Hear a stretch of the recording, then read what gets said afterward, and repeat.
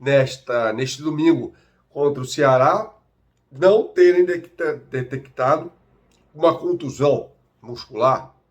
Então o Arrascaeta, em tese, veja, em tese, está liberado para jogar na quarta-feira, se for o caso, né? Trata-se de um jogador importantíssimo do Flamengo. Continuo falando isso sobre o Arrascaeta, embora admita que a fase não é das melhores, né? Em que pese o fato de ele ter sido decisivo naquele cruzamento que ele faz para o Léo Pereira, no lance do gol contra o Red Bull Bragantino, o primeiro gol naquela partida, e por ter marcado o gol na partida deste domingo contra o Ceará, né? No momento em que o Flamengo estava melhor em campo do que o adversário. Aliás, que gramado é aquele do Castelão?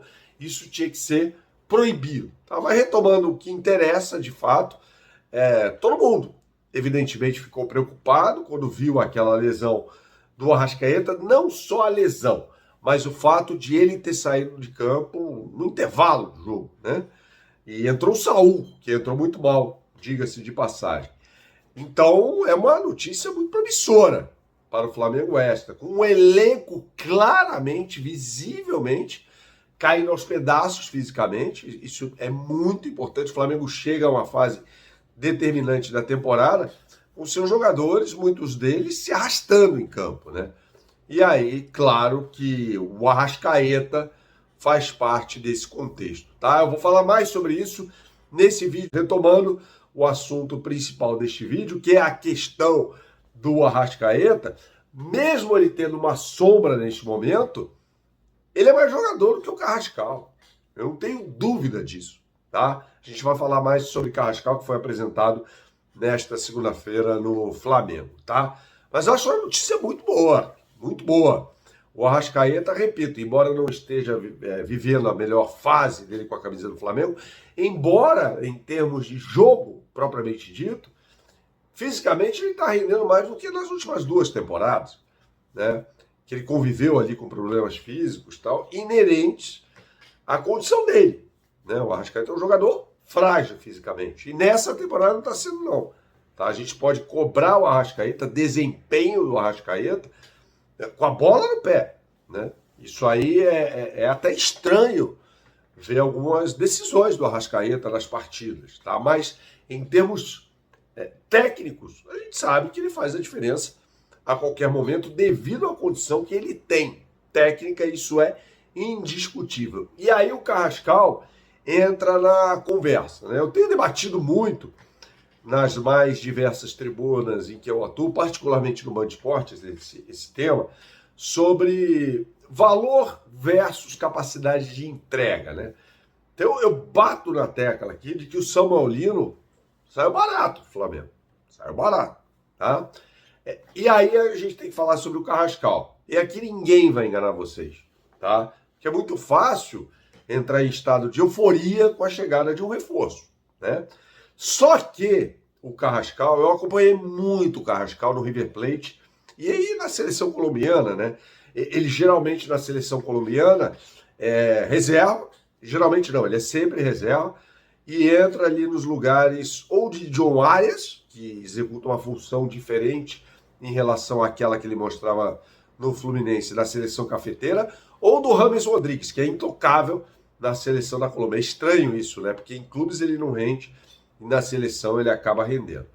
Então, assim, a gente está falando de um jogador, pelo recorte do River Plate e pelo recorte da seleção colombiana, que tem lampejos, tá? Ele custou 12 milhões de euros. Ele é um cara que é técnico, ele tem técnica ali, tem um dom, tá? É um jogador de dribles curtos e de bom passe, mas não espere que ele vai entregar gols em profusão, não é essa dele, tá? A minha questão com o Carrascal é a de sumir, eventualmente, nos jogos. Ele tá jogando bem e tal, e de repente ele apaga, né? E volta a jogar bem, né?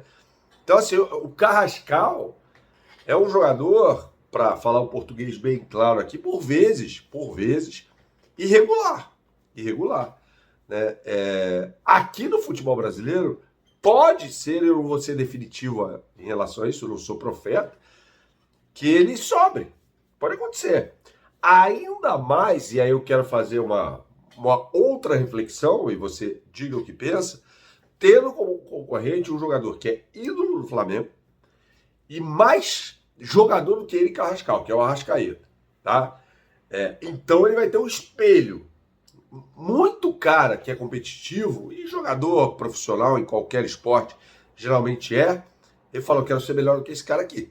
Né? Sem quebrar ambiente, não é isso. Ele tem pra si isso. Né? Eu quero ser melhor do que o Arrascaeta. Isso pode ajudar a subir o nível dos dois. É uma boa notícia também. Então eu vejo dessa forma. Eu acho que o Carrascal, estimulado pela concorrência, e tem muita no Flamengo, ainda mais com a chegada principalmente do Saul, e eu não estou entrando no mérito aqui, isso é muito subjetivo. O Saul é melhor do que o Carrascal é melhor do que o Saul, eu não quero entrar nessa seara. O Saul, no auge, era mais jogador do que o Carrascal, mas jogava numa posição diferente. Ele jogava como um primeiro homem do meio de campo, naquele Atlético de Madrid que foi vice-campeão europeu 2015 e 2016, perdendo a final nos pênaltis para o Real Madrid no estádio San Siro em Milão, tá? Mas essa concorrência é saudável. Eu acho muito saudável, porque ninguém se acomoda.